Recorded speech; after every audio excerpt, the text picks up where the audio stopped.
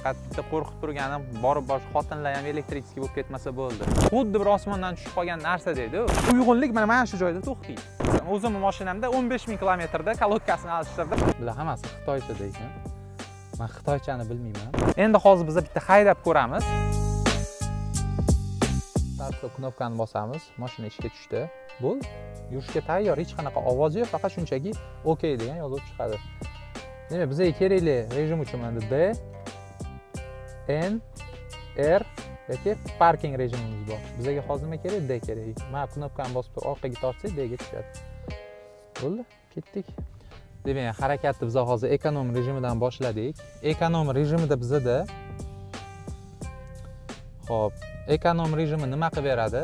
Mana ko'rayotgan bo'lsangiz kilovat. Men hozir mana shu gaz bosayotganimda 10 kilovat tok sarflayapman. Soatiga 10 kilovat tok o'tadi. 1 soat mana shunaqa tursam 10 kilovat tokni men yeb qo'yaman. Xo'p. Tormozdan agar gazdan oyog'im olsam, tormozni bosmasam ham bu rekuperatsiyaga o'tadi. E'tibor qilgan bo'lsanglar, men -5, -4 kilovat akkumulyatorga qaytyapti. Yana gazni bosganimda mana bosishimga qarab kilovat oshib boryapti. Qattiq bossam, misol mana 100 kilovat, 120 kilovat. Juda katta quvvat o'sha elektrdan, motordan talab qiladi. Demak, bu yerda yana bitta narsasini aytib o'tishim kerak. Men ham o'zim ham yaqinda bildim buni. Rekuperatsiya tizimi shunaqa zo'r ishlangan ekanki bu avtomobilda. Gazdan oyog'ingizni olasiz, tormozni bosasiz, to'g'rimi? Tormozni bosgan paytingizda avtomobil srazu oporniy disk siqmas ekan. Tormoz tizimini ishlatmas ekan. Oldin rekuperatsiyani ishlatib, sekinlashib kelib, o'sha eng oxirgi momentida o'sha oporniy diskni siqib olar ekan. Shuning uchun ham BYD haydaydigan tanishlarim 100 000 kilometrda ham nimasi kalotkalar ketmas ekan deyishdi. Men qoyil qoldim bu narsaga.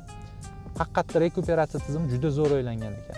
Endi bu tizim ko'pincha boshida adaptatsiya qilish qiyin. Nimaga?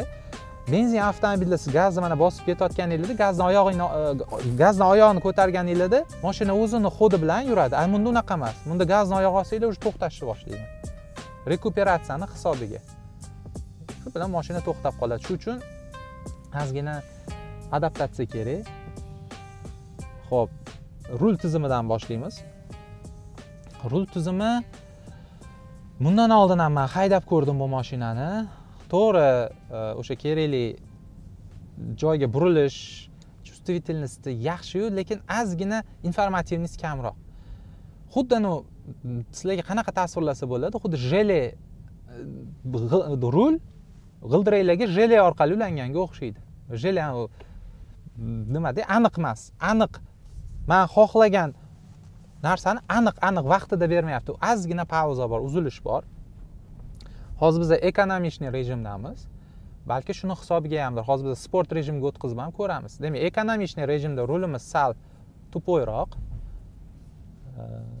informativniy emas. Shu narsa ozgina odam razdrajat qilyapti. Va tormoz tizimini ham aytdim. O'sha me'daga sal tegadigan gazdan oyog'ingizni olib, ozgina o'zini xodiga qo'yaveraman desangiz, mashina to'xtashni boshlaydi. Shu narsalar ozgina odamning me'dasiga tegar ekan. Endi bu narsaga adaptatsiya kerak, tushunyapman. Balki buni olib men uzoq muddat haydaganimdan keyin, adaptatsiya qilgandan keyin oddiy hol bo'lib qolar. Bu mashinada yana bitta men asosiy bir aytib o'tadigan narsalarning bittasi ходовой tizimi. Yumshoqligi. Juda ham yumshoq ekan, menga juda ham yoqdi. Men kutmagandim bu mashinada bunaqa yumshoqlikni. O'sha har oldingi videolarimda, bloglarimda ham aytdim. Hozirgi paytdagi yangi chiqayotgan avtomobillar iloji boricha jo'skiylashib boryapti. Iloji boricha sababi o'sha trебованиялар bor. Qancha mashina jo'skiy bo'lsa, shuncha yengil yuradi, qancha yengil yursa, shunchalik benzin kam sarflaydi, qancha benzin kam sarflasa, shuncha ekologiyaga karbon tangidrid kam chiqaradi. Shuning uchun ham jo'skiylashib ketyapti degandim. Bu avtomobilda lekin unaqa jo'ski sezmadim. Juda ham mashina yumshoq. 19 razmerdagi disklar bilan ham 19 razmerda bo'lsa ham, lekin juda ham yumshoq. Odam просто удовольствие oldi buni yurish xodidan. Endi ko'rdinglar, razgoni ham eko rejimida unaqa zo'r emas. Unchalik darajada odamni yopishtirib nima qilmayapti. Endi biz sport rejimiga o'tib ko'ramiz.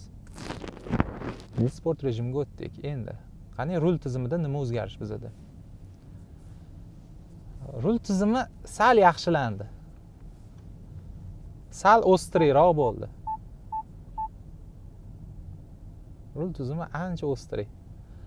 Lekin baribir informativniy zo'r emas. To'g'ri, elektrический rulda informativniy doim ham zo'r bo'lmaydi. Sababi rul g'ildiraklarga primoy emas, motorchik yordamida ulangan. Shuning uchun rulni men burganimda, rulni bo'r deganimda motorchik rulni buradi. Shuning uchun ozgina baribir pauza bo'ladi, lekin uni ham kalibratsiya qilsa bo'ladi-da. Kalibratsiyasida sal samniyam ham bor. Menga rul tizimi unchalik ham yoqmadi. Men hozir rekuperatsiya haqida gapirdim. Rekuperatsiyasi sal odam g'ashiga tegyapti dedim. Biz rekuperatsiya rejimini o'zgartirib ko'ramiz. Ikkita rejimi bor ekan bizda. Demak, kuchli rekuperatsiya, ya'ni qattiq o'sha mashinani tormozlashga intiladi. Ko'proq tormozlash bo'ladi gazni oyog'i olganda yoki standartniy holati. Standartda sal kamroq. Hozir biz birinchi kuchlirog'idan boshlaymiz. Mana large ga qo'ydim. Larger deganim mana shu rekuperatsiyani boshqaradigan tizim ekan. Hozir ketyapmiz, misol 40 tezlikda ketib gazni oyog'i olsam, mana kuch bilan tormozlayapti mashina. Men mana hech narsani bosmayman. Kuch bilan mashinani to'xtatyapti. Endi standartga qo'yib ko'ramiz. Xo'p, mana 40 tezlikka chiqdik. Mashinani o'zini yurishiga qo'yib beryapti.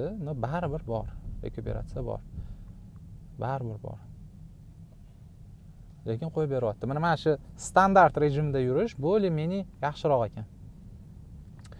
Demak, bu mashinani haydaganda, agar o'zimniki bo'lganda, men standart rejimdan yechmasdim hech qachon. Hop, rejimini sport rejimda qo'yardim doim. Sababi sport rejimda men bu ruli bo'ldi aniqroq, informativniyroq ishlayapti. Обычный eko rejimda juda ham rulimiz tupoy edi. Endi mashinani dinamический xarakteristikasini ko'ramiz.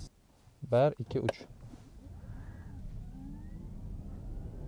9.7 sekund.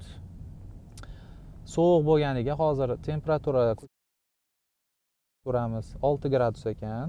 Bort kompyuteri hisob-kitobiga ko'ra 6 gradusda baribir batareya optimalni ishlamaydi. Batareya butun o'zi avtomobilni optimalni ishlashi uchun temperatura taxminan 20 gradus atrofida bo'lishi kerak.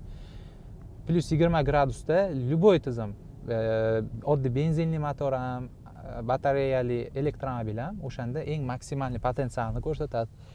Sovuq bo'lganiga bu biza xohlagan ko'rsatkichni bera olmadi. 9.7 sekund. Xo'p, avtomobilimizning narxiga keladigan bo'lsak, ushbu avtomobilimiz $57,000 ga xarid qilingan, 2022-yilda ishlab chiqarilgan avtomobil. $57,000 ga 9.7 sekundli avtomobil. Mana ekspluatatsiya qilamiz. Razgoni menga uncha yoqmadi. Razgoni sekinroq. Buni narxiga bu razgon ozgina kamroq. Lekin misol uchun haydab ketayotganingizda bosib bunda obgon qilaman desanglar, yaxshigina kuch bor mana ketayotganingizda. Lekin nimagadir 0 dan 100 ga chiqishi qiyin. To'g'ri, ozgina buksavat qilyapti boshida.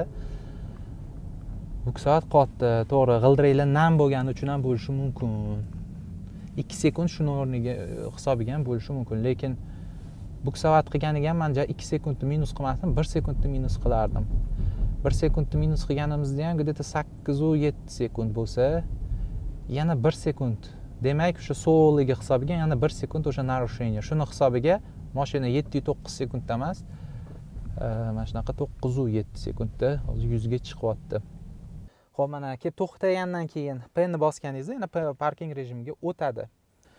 Demak, mashina bo'yicha deyarli barcha informatsiyaga, ma'lumotga ega bo'ldik. Mashinani haqida qo'ldan kelgancha barcha informatsiyani berishga harakat qildim.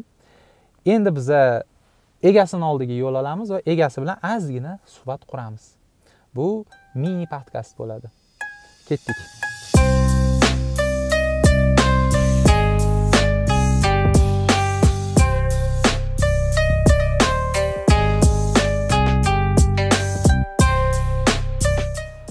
Aziz do'stlar, mana shu yerga keldik, Dinberry. Men qachon kofe ichkim kelsa shu yerga kelaman. Bu reklama uchun emas, bu shunchaki bir maslahat sizlarga. birinchi berayotgan eng katta maslahatlardan biri. Rahmat aytasizlar bunga. Xo'p, mashinani qulflaymiz. Kalitlari ham juda ajoyib qilingan. Xo'p, keldik.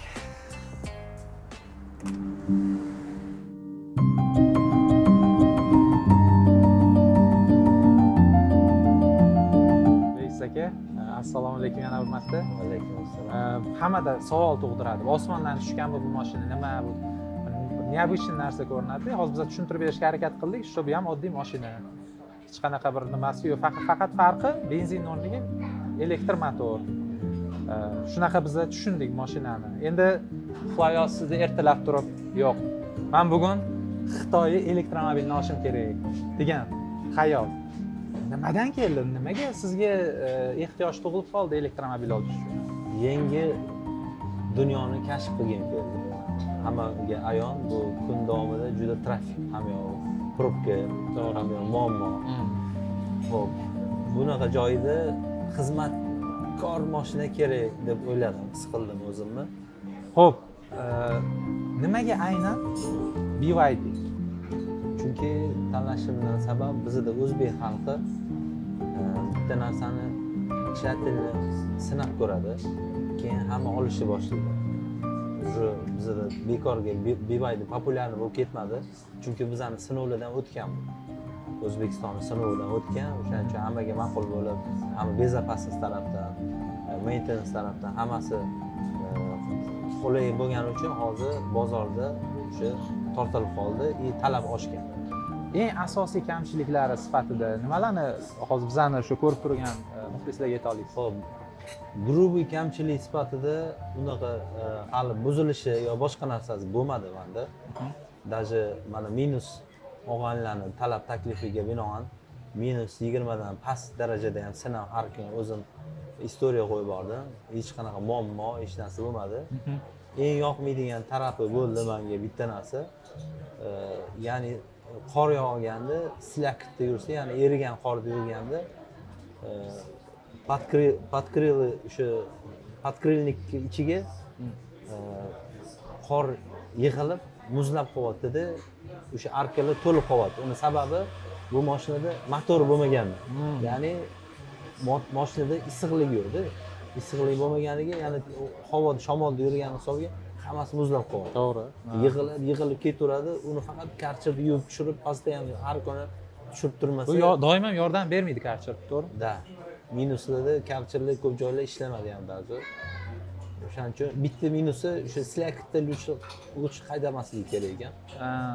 U yaxshi nimasi bo'ladi. Da, to'g'ri. Juda ham zo'r masalani hozir ko'tardingiz. Umuman shu narsani o'ylab ko'rmaymiz. Baribir ekspluatatsiya qilgan paytida o'sha jarayonda ko'rinadigan narsa haqiqatda ham benzin motorlarda benzin kelib to'xtaganingizdan keyin ham benzindan o'zidan ancha payt issiqlik chiqaradi. O'shani hisobiga ham arkalar erib tushadi, lekin elektromobilda issiqlik chiqmaydi. Shuni hisobda qotadi.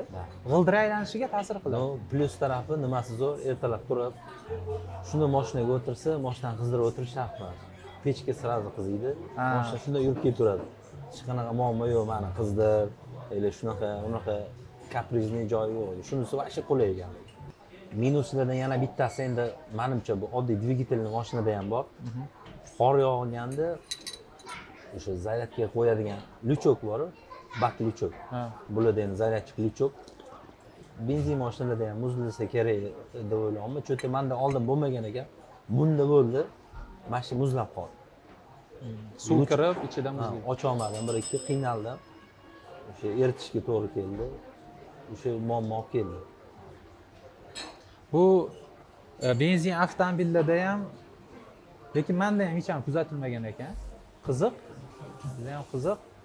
Bu uni ochiladigan shu luchokka nimasi zamok shunaqami tushunmadim. Zamok ishlash prinsipi balki shu suv kirib o'sha zamokga to'g'ri kirib borsa kerak balki. O'shaning orqasidan muzlab qoldi lekin.